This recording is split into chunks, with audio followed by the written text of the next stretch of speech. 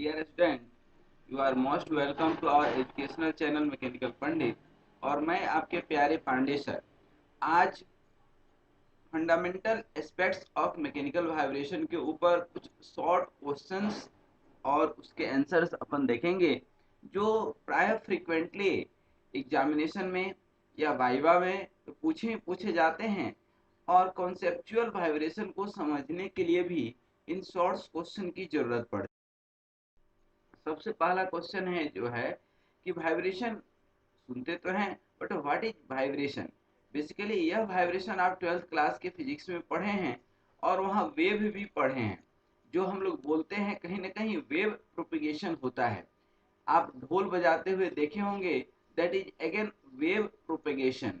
लेकिन जब यही चीज एक रिदम में होता है, एक जो है मैनर में होता है, एक तरीके से होता है, तब उसको हम लोग बोलते हैं वाइब्रेशन, पीरियोडिक वाइब्रेशन या हार्मोनिक वाइब्रेशन। और जब यही वाइब्रेशन जब किसी मशीन में होता है, मैकेनिकल एलिमेंट में होता है, किसी पेंडुलम में होता है, तब वह कहलाता है मैकेनिकल वाइब्रेशन। सो जो है आप यहाँ देख सकते हैं कि मैकेनिकल ऑस्किलेशन के ऊपर हमने यहाँ पर फोकस किया है, क्योंकि अपना सब्जेक्ट क्या है, मैकेनिकल वाइब्रेशन।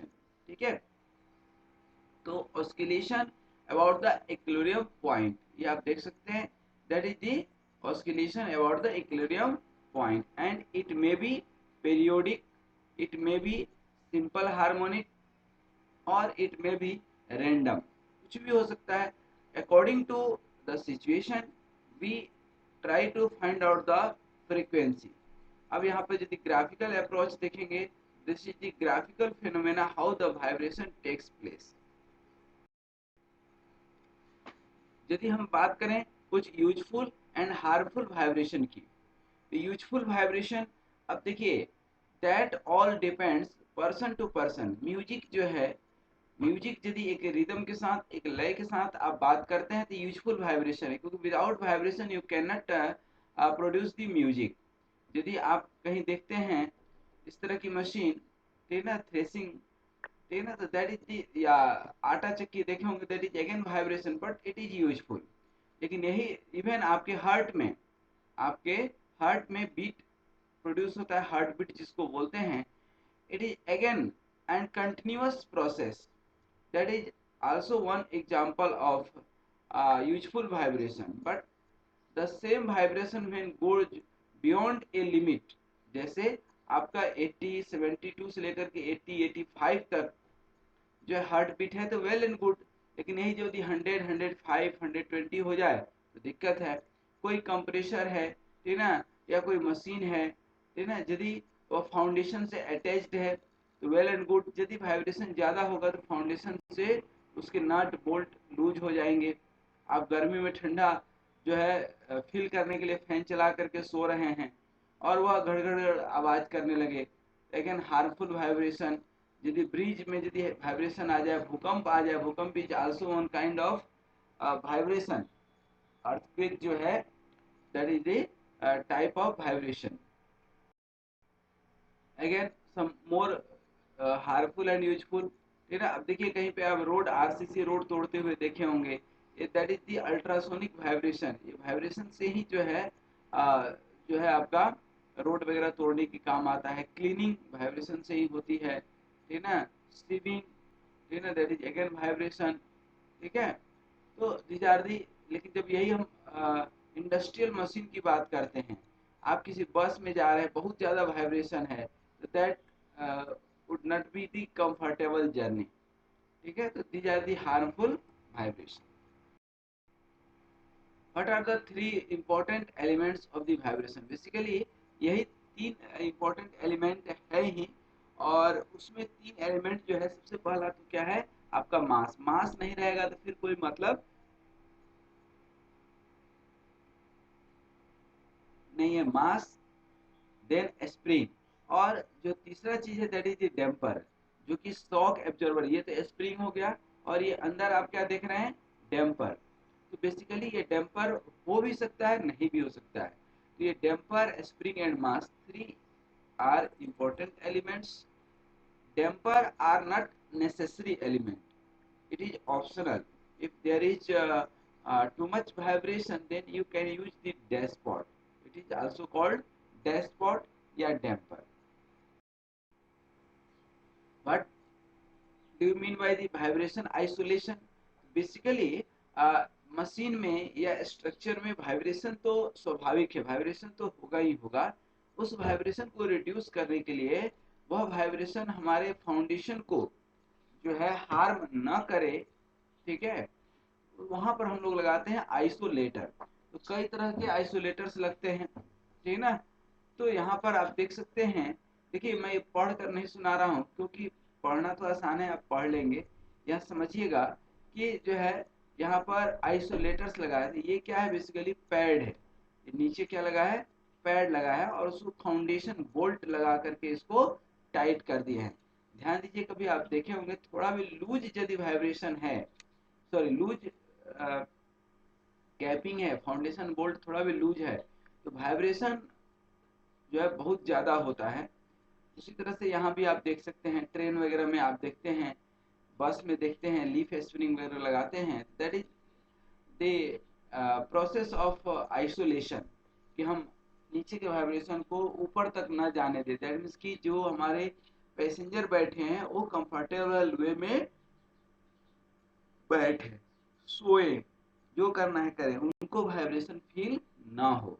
कभी आप ट्रैक्टर में बैठे होंगे, कभी कार में बैठे होंगे, दोनों का वाइब्रेशन प्रोसेस और वाइब्रेशन आइसोलेटर्स, वाइब्रेशन एब्जॉर्बर बिल्कुल होता है। टाइप्स ऑफ वाइब्रेशन की यदि बात करते हैं तो बेसिकली कई तरह के वाइब्रेशन हैं। इसको हमने दो तीन तरीके से डिवाइड किया है। पहला है जो कि आप 12th क्लास में पढ़े होंगे, longitudinal vibration, transverse vibration and torsional vibration. तो अब आप देख सकते हैं कि कोई भी आपका बीम है, स्ट्रक्चर है, एलिमेंट है, उसके एक्सिस के अलाउंग यदि पीरियोडिक मोशन हो रहा है, वाइब्रेशन हो रहा है, ऊपर नीचे हो रहा है, इसको आप क्या करेंगे, एक कोई मान लीजिए कि ये रबर है, इलास्टिक एलिमेंट है, इसको आपने नीचे जो है खींच दिया, पुल करके और छोड़ दिया। जैसे पुल करके आप छोड़ेंगे तो क्या होगा, ये थोड़ी ऊपर जाएगा, फिर नीचे आएगा, मतलब मीन पोजीशन से क्या होगा, वाइब्रेट होगा, ठीक है। उसी तरह से यदि आप एक्सिस के परपेंडिकुलर फोर्स लगाते हैं, देखिए यहाँ पर, that is called transverse vibration. जैसे कोई बीम है, यहाँ पर थोड़ा सा मैं आपको दिखाना चाहता हूँ कि यहाँ पर कोई बीम है, मान लीजिए ये बीम है, ठीक है, ये जो है आपका बीम है, और यहाँ पर आप लोड लगा रहे हैं, ठीक है। यहाँ पे जब आप लोड लगाएंगे तो what will happen, it will bend. ये भी कौन सा वाइब्रेशन है, ट्रांसवर्स वाइब्रेशन। और तीसरा है टोर्सनल वाइब्रेशन या ट्विस्टिंग वाइब्रेशन। ये ट्विस्टिंग वाइब्रेशन या टोर्सनल वाइब्रेशन जो है, कौन सा वाइब्रेशन है, बेसिकली जो आप बचपन में देखे होंगे, जितनी चाबी भरी है राम जी उतना चले खिलौना, ये वही वाइब्रेशन है। That is called torsional vibration. इसमें टोर्सन इक्वेशन लगता है, जो स्ट्रेंथ ऑफ मटेरियल में भी आप पढ़े होंगे। इसके अलावा जो है दो इम्पोर्टेंट वाइब्रेशन है, टाइप्स ऑफ वाइब्रेशन में, free vibration and forced vibration. Free vibration क्या होता है, एक बार आप फोर्स लगा करके छोड़ देते हैं, जैसे साइकिल की घंटी एक बार आप बजा करके छोड़ दिए, ठीक ना। और दूसरा है कि कंटिन्यूअस आप बजाते जा रहे हैं, that is forced vibration। That means ki external application of the force is continuously acting on the system, then the vibration will be forced vibration, ठीक है। और पहला क्या है आपका, फ्री वाइब्रेशन। फ्री वाइब्रेशन में भी दो तरीका है, एक अनडैम्प्ड और दूसरा है डैम्प्ड। जैसा कि हमने आपको बताया था, ये डैम्पर आप लगा भी सकते हैं और नहीं भी लगा सकते हैं। जैसे यहाँ देख रहे हैं आप, यहाँ पर क्या है, डैम्पर नहीं है। यदि डैम्पर नहीं है तो इसको हम लोग बोलेंगे अनडैम्प्ड फ्री वाइब्रेशन।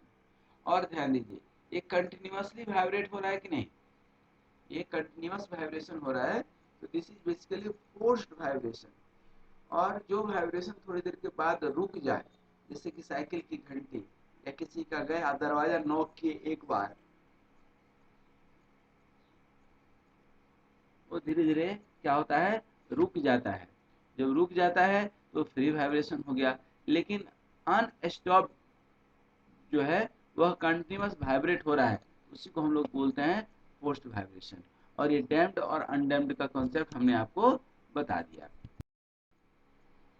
अब जो है कॉन्सेप्ट है viscous damping. Basically damping is known by the viscous damping. However damping is of 4 types. वो चारों टाइप मैं बताऊंगा आपको, जैसे structural damping, dry friction damping, ठीक है ना, स्लीप डैम्पिंग, ये सारी चीज़ें बताएंगे। लेकिन आज जो सब्जेक्ट है हमारा विस्कस डैम्पिंग। तो ये जो आप डैम्पर देखते हैं, जो गाड़ी का अभी हमने एक शॉक एब्जर्वर दिखाया था जिसको कि डैश स्पॉट आप बोलते हैं, तो बेसिकली इसमें हम लोग लिक्विड यूज करते हैं, ठीक है ना, स्प्रिंग, और साथ में हम लोग यूज करते हैं क्या, डैम्पर, दैट मीन्स की विस्कस फ्लूइड। और ये विस्कस फ्लूइड का कुछ कॉन्सेप्ट ऐसा होता है जो मैं आपको एक सेपरेट वीडियो में समझाऊंगा। और वहाँ जो है मैं बताऊंगा कि लिक्विड कैसे जो है शॉक को एब्जॉर्व करता है, इम्पैक्ट को एब्जॉर्व करता है, अननेसेसरी अनवायलेंस फोर्स को एब्जॉर्व करता है, ठीक है। और एब्जॉर्व करके और जो अननेसेसरी काइनेटिक एनर्जी या पोटेंशियल एनर्जी या स्ट्रेन एनर्जी है उसको हीट एनर्जी में कन्वर्ट कर देता है ये विस्कस फ्लूइड, ठीक है। That is the concept of viscous damping. ये जो है अंदर का स्ट्रक्चर है, अंदर का जो है पार्ट है, ठीक है ना, जो कि यहाँ पर तो नहीं दिख सकता है, लेकिन यहाँ पर आप देख सकते हैं कि कैसे अंदर के पार्ट को यूज किया गया है। What is dry friction? अब ड्राई फ्रिक्शन डैम्पर क्या होता है, अभी आपने देखा विस्कस डैम्पिंग, क्या देखे आप, विस्कस डैम्पिंग। लेकिन हर जगह लिक्विड यूज नहीं होता है। कुछ हम लोग मटेरियल इस तरह का यूज करते हैं जहाँ पे फ्रिक्शन मिनिमम हो, चूँकि विस्कस फ्लूइड है, फ्लूइड में फ्रिक्शन लगभग नेग्लिजिबल होता है, ठीक है ना। तो यहाँ पर जैसे ग्रेफाइट है, आप देखते होंगे, तो ग्रेफाइट क्या काम करता है, वह जो है सॉलिड फ्रिक्शन का काम करता है। तो उसी तरह का एलिमेंट जो है हम लोग ड्राई फ्रिक्शन में यूज करते हैं। ड्राई फ्रिक्शन डैम्पर को ही हम लोग कूलम डैम्पिंग भी बोलते हैं।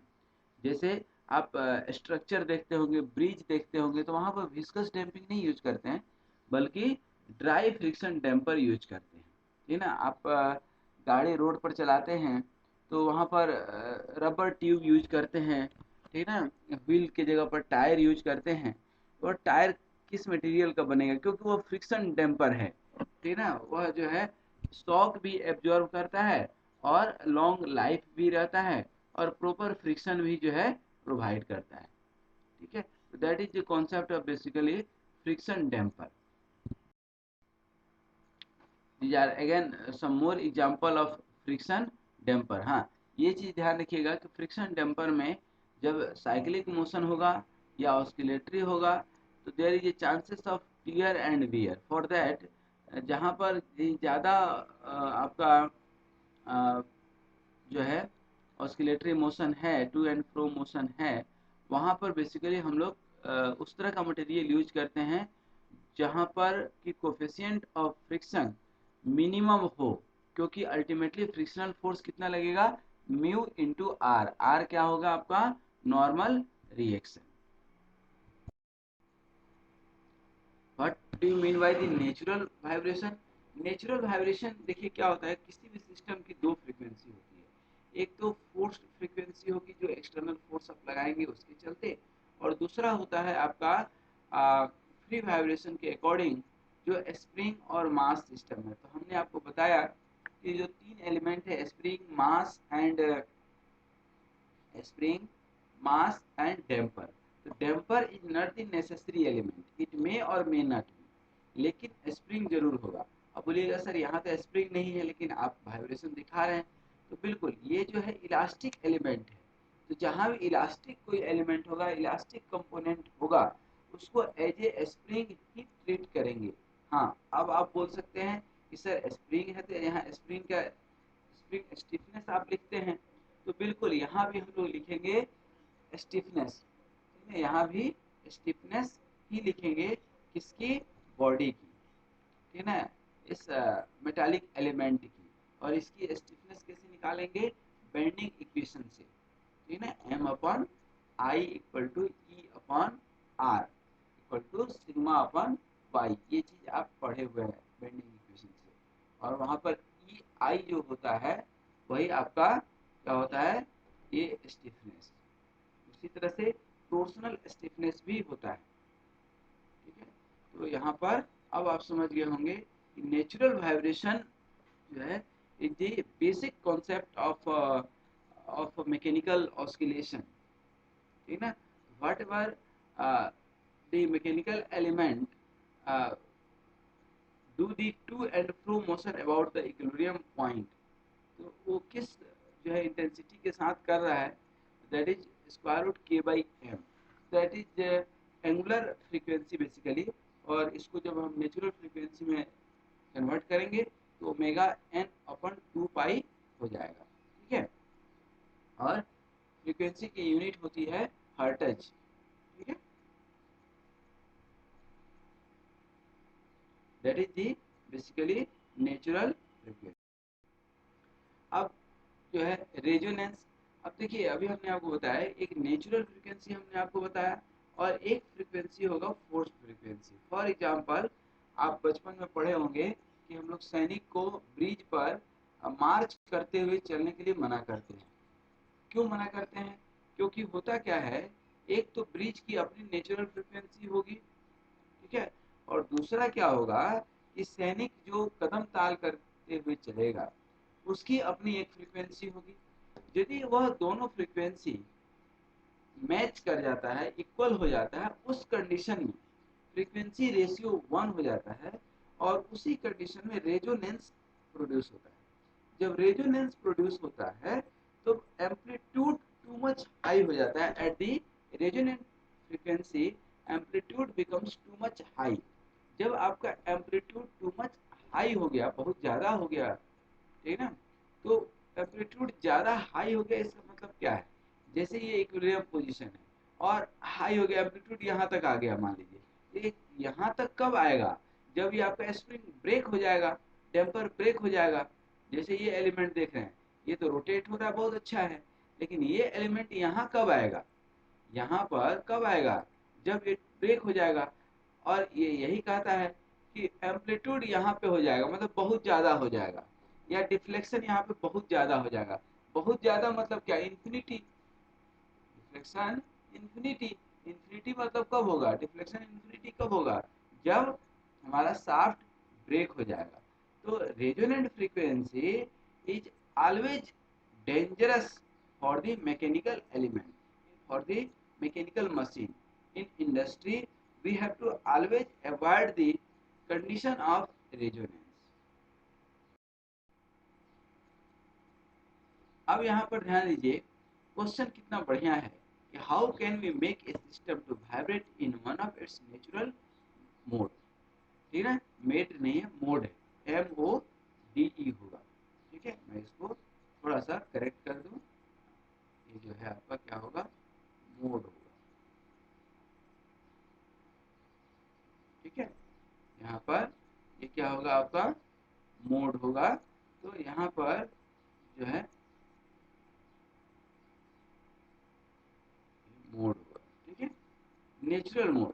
आप बोलिएगा सर नेचुरल मोड क्या है, तो जो नेचुरल फ्रीक्वेंसी कहलाता है उसके ऊपर जो शेप बनेगा, ये जो शेप बन रहा है आप देख पा रहे होंगे, that is called basically natural mode. तो नेचुरल मोड पे जब वाइब्रेट करता है कोई सिस्टम, तो that system is called 100% in safe condition. और हम यही चाहते भी हैं कि हमारा जो सिस्टम है वह नेचुरल मोड में, मतलब सेफेस्ट कंडीशन में रहे। सेफेस्ट कंडीशन में रहे मतलब कि नेचुरल मोड में वाइब्रेट करे, ठीक है, that is the concept. Various methods available for vibration control. अब देखिए vibration is at maximum places, specially in industry, we avoid the vibration. Vibration को अवॉइड करना जरूरी है, ठीक है। जैसे हम गाड़ी चलाते हैं, वाइब्रेशन यदि शॉक एब्जॉर्बर हमारा बढ़िया नहीं है तो क्या होगा, वाइब्रेशन ज़्यादा होगा। वाइब्रेशन ज़्यादा होगा मतलब क्या होगा, अनकंफर्टेबिलिटी जो है ज़्यादा होगी। तो अनकंफर्टेबल लेवल को मिनिमाइज करने के लिए, कंफर्ट लेवल को जो है बढ़ाने के लिए, या मशीन की लाइफ बढ़ाने के लिए हम लोग वाइब्रेशन को रिड्यूस करते हैं या वाइब्रेशन को कंट्रोल करते हैं। देखिए 100% वाइब्रेशन को एलिमिनेट करना, हटा देना लगभग असंभव है, लेकिन लेकिन बहुत हद तक हम लोग उसको मिनिमाइज कर सकते हैं। तो सबसे पहले हम क्या करें कि वाइब्रेशन क्यों हो रहा है उसको पता करें, और क्यों हो रहा है उस काउच को हम यहाँ से दूर कर दें। ठीक है, उसके बाद नॉइज कंट्रोल या जो है उसको सील्ड कर दें, पैक कर दें सिस्टम को, ठीक है ना, इन्वायरमेंट से उसको अलग कर दें, मतलब फाउंडेशन स्ट्रॉन्ग बना करके उसको सेटल डाउन कर दें। वाइब्रेशन आइसोलेटर का यूज कर सकते हैं, ठीक है ना, पैड वगैरह यूज कर सकते हैं, ठीक है ना। बहुत सारे मशीन जो बहुत ज़्यादा वाइब्रेट करता है, आप देखते होंगे उसके नीचे टायर रख देते हैं या रबर का पैड रख देते हैं, ठीक है ना। शॉक एब्जॉर्बर जो हमने अभी आपको एग्जांपल दिया गाड़ी वगैरह में जो यूज करते हैं, शॉक एब्जॉर्बर वह यूज करना चाहिए। वाइब्रेशन एब्जॉर्बर आता है, डायनामिक वाइब्रेशन एब्जॉर्बर, जिसमें सिस्मिक मास यूज करते हैं, उसका यूज करके भी आप वाइब्रेशन को बहुत हद तक कंट्रोल कर सकते हैं। What is the difference between harmonic motion and periodic motion? देखिए दोस्तों, harmonic motion and periodic motion almost same है, ठीक है। कहने में, सुनने में, पढ़ने में ऐसा लगता है कि ये दोनों एक ही चीज है, लेकिन थोड़ा सा डिफरेंट है, ठीक है ना। That means the motion which is repeated after certain interval of time and repeat itself after an equal interval of time is called harmonic motion, ठीक है ना। हार्मोनिक मोशन मतलब ये आप देख पा रहे हो, that is the harmonic motion. And periodic motion is same, है ना। पीरियोडिक मोशन हमेशा जो है, हार्मोनिक मोशन हमेशा पीरियोडिक होगा, लेकिन पीरियोडिक मोशन हमेशा हार्मोनिक नहीं होगा, क्योंकि हार्मोनिक मोशन हमेशा एक इक्विलिब्रियम पॉइंट के अबाउट जो है टू एंड फ्रो करेगा। पीरियोडिक मोशन जो है एक इक्वल इंटरवल ऑफ टाइम पर जो है रिपीट करेगा। The repetition and to and fro both are different, ठीक है। जैसे आप डेली स्कूल जाते हैं, आप डेली स्कूल जाते हैं या कॉलेज जाते हैं, तो रोज सुबह 9 बजे 10 बजे आप कॉलेज जाते हैं, शाम में आते हैं, फिर अगले दिन जाते हैं, फिर आते हैं। ये जाने आने का जो क्रम है आपका, जाने आने का जो क्रम है, that is the periodic in nature, ठीक है, that is the periodic motion, ठीक है। लेकिन यदि आप झूला झूलते हैं, that is the harmonic motion. Periodic motion भी है, लेकिन पीरियोडिक के अंदर हार्मोनिक है, हार्मोनिक के अंदर जो है पीरियोडिक नहीं। डैम्प्ड वाइब्रेशन जो है क्या होता है, हमने आपको विस्कस डैम्पिंग में भी कुछ कॉन्सेप्ट बताए कि जब आप डैम्पर यूज करते हैं, that is called damped vibration. और ये डैम्प्ड वाइब्रेशन जो है चार तरह का होता है: viscous damper, structural damper, friction damper and interfacial damper. ये चारों तरह का डैम्पर यूज करते हैं to control the vibration, to reduce the vibration. जैसे यहाँ पर आप देख सकते हैं कि we are using only the spring, हालांकि ये एब्जॉर्बर है, ध्यान दीजिएगा। एब्जॉर्बर के हेल्प से भी हम लोग जो है वाइब्रेशन को रिड्यूस करते हैं, कंट्रोल करते हैं, लेकिन damper is separate part, damper is totally different thing then the absorber. ये है हमारा डैम्पर। डैम्पर क्या करता है, अननेसेसरी जो अनबैलेंस फोर्स है, जो काइनेटिक एनर्जी है, उसको, जो काइनेटिक एनर्जी है उसको हीट एनर्जी में कन्वर्ट कर देता है, क्योंकि इसके अंदर लिक्विड होता है, और लिक्विड उस हीट एनर्जी को जो है एब्जॉर्ब कर लेता है, रिसीव कर लेता है, और उस हीट एनर्जी को वह जो है फिर जो है एलिमिनेट करता है, कहाँ पे, सराउंडिंग में, इन्वायरमेंट, ठीक है।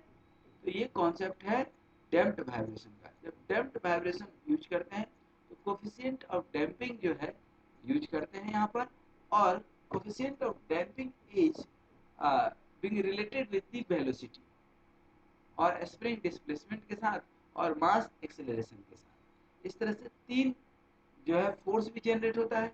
मास जब एक्सेलरेशन से मल्टीप्लाइड होगा तो इनर्शिया फोर्स कहलाता है।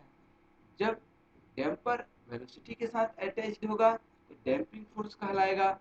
और यहाँ जब स्प्रिंग डिस्प्लेसमेंट के साथ आता है स्प्रिंग फोर्स या spring constant into displacement is called spring force. तो किसी भी वाइब्रेटिंग सिस्टम में तीन तरह का जो फोर्स होगा, inertia force, damping force and spring force. And the sum of all these forces should be equal to 0 in case of free vibration. ठीक है, in case of force vibration it will be equal to the harmonic force. जैसा कि इसका हमने कई बार चर्चा किया अभी कि चार तरह का डैम्पिंग जो है होता है। पहला जो आप देख रहे हैं विस्कस डैम्पिंग, क्या होता है विस्कस डैम्पिंग, जहाँ पर लिक्विड यूज करते हैं, ये हमने आपको बताया। ड्राई फ्रिक्शन डैम्पिंग, जहाँ पर कि फ्रिक्शन काम करता है, कोई लिक्विड यूज नहीं करते हैं, कोई ग्रीस यूज नहीं करते हैं, ठीक ना, बल्कि उस तरह का एलिमेंट यूज करते हैं जहाँ पर कि मिनिमम फ्रिक्शन जनरेट हो।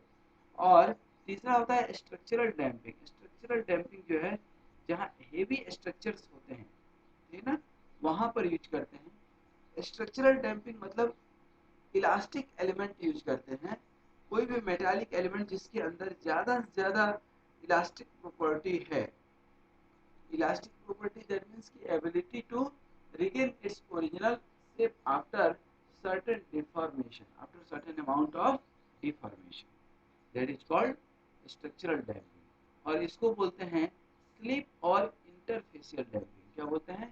स्लिप और इंटरफेशियल डैम्पिंग। देखिए यहाँ पर स्लिप, एक एलिमेंट दूसरे एलिमेंट से कैसे स्लिप कर जाता है, जैसे crack initiation, crack propagation, fracture, ये सब पढ़े। ठीक उसी तरह से यहाँ पर इंटरफेशियल डैम्पिंग होता है। ठीक है, ये जो है एक ग्राफ है किस तरह से यहाँ पर डैम्पिंग जो है critical, heavy and light damping works. Thank you very much for watching this video, and I hope all these questions you have understood in good manner. And one more thing, मैं चाहूँगा कि आप लोग जो है अपना फेसबुक पेज है mechanical Pandit, और मैकेनिकल पंडित का ही वेबसाइट है mechanicalpandit.com, तो आप रेगुलर विजिट करें। ये सारी चीज़ें आपको आपके यूट्यूब चैनल पर भी मिल जाएगा, और जो है फेसबुक पे भी मिल जाएगा, और आपके अपने वेबसाइट पे भी रीडिंग मटेरियल है, बहुत सारे स्टडी मटेरियल है, स्पेशली गेट वगैरह का, तो आप उसको पढ़ सकते हैं, देख सकते हैं। Thank you very much for watching this video. आप हंसते रहें, मुस्कुराते रहें, स्वस्थ रहें, मस्त रहें। Thank you.